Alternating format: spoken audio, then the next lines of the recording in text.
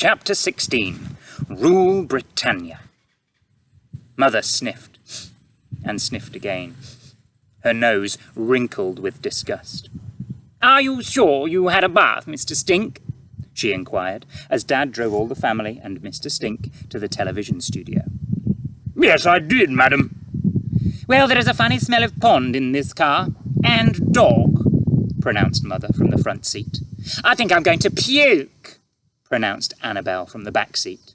"I've told you before, darling, we don't say puke in this family," corrected Mother. "We say we are feeling very slightly nauseous." Chloe opened the window discreetly, so as not to hurt Mr. Stink's feelings.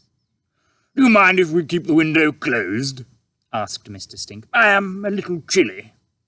The window went up again. "Thank you very much," said Mr. Stink. "Such unimaginable kindness." They stopped at some traffic lights, and Dad reached for one of his hard rock CDs. Mother slapped his hand, and he put it back on the steering wheel. She then put her favourite CD on the car stereo, and the old people in the next car looked at the Crumb family strangely as "Rule Britannia, Britannia rules the waves" came blaring out of their car. No, that won't do at all," said the TV producer, as he studied Mr. Stink. "Can we put some dirt on him? He don't look trampy enough. Makeup? Where's makeup?" A lady with far too much makeup on appeared from around a corridor, scoffing a croissant and holding a powder puff. "Darling, have you got any grime?" asked the producer. "Come this way, Mr. said the makeup lady. "Stink," said Mr. Stink proudly. "Mr. Stink, and I'm going to star on the television tonight." Mother scowled. Chloe, Annabel and Dad were led to a little room with a television, half a bottle of warm white wine and some stale crisps to watch the show being broadcast live. The thunderous title music started. There was polite applause from the audience, and the pompous-looking presenter, Sir David Squirt, addressed the camera. "Tonight, on Question Time, it's election special. We have representatives from all the major political parties, and also a tramp who goes by the name of Mr. Stink. Welcome to the programme, everyone."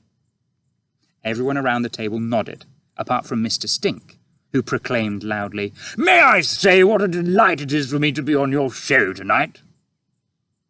"Thank you," said the presenter uncertainly. "Being homeless, I've never seen it," said Mr. Stink. "In fact, I have absolutely no idea who you are, but I'm sure you are wildly famous. Please continue, Sir Donald." The audience laughed uncertainly. Mother looked displeased. The presenter coughed nervously and tried to continue. "So, the first question tonight." "Are you wearing makeup, Sir Declan?" inquired Mr. Stink innocently. "A little, yes, for the lights, of course." "Of course," agreed Mr. Stink. "Foundation?" "Yes." "Eyeliner?" "A little." "Lip gloss?" "A smidge." "Looks nice. I wish I'd had some now. A blusher?"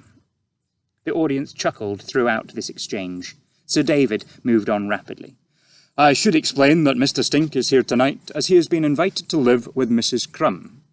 "Croom," corrected Mother. "Oh," said Sir David. "I do apologise. We checked the pronunciation with your husband, and he said it was Crumb." Mother went red with embarrassment. Sir David turned his attention back to his notes. "Later on in the programme," he said, "we will be discussing the difficult topic of homelessness." Mr. Stink put his hand up. "Yes, Mr. Stink," asked the presenter. "May I just pop to the lavatory, Sir Duncan?" The audience laughed louder this time. "I should have gone before we started, but I asked the makeup lady to do my hair, and it took forever. Don't get me wrong, I'm thrilled with the results. She gave me a wash and blow-dry. They even put something called gel in it, but I didn't get a chance to go to the little boys' room." Of course, if you need to go, go." "Thank you so much," said Mr. Stink. He rose to his feet and started to potter off the set. "I shouldn't be too long. I think it's just a number one." The audience howled again with laughter. In the little room with the stale crisps and the television, Chloe and Dad were laughing too. Chloe looked at Annabel. She was trying not to laugh, but a smile was definitely creeping up her face. "My apologies," exclaimed Mr. Stink as he crossed the stage again in the opposite direction. "I'm told the lavatory is this way."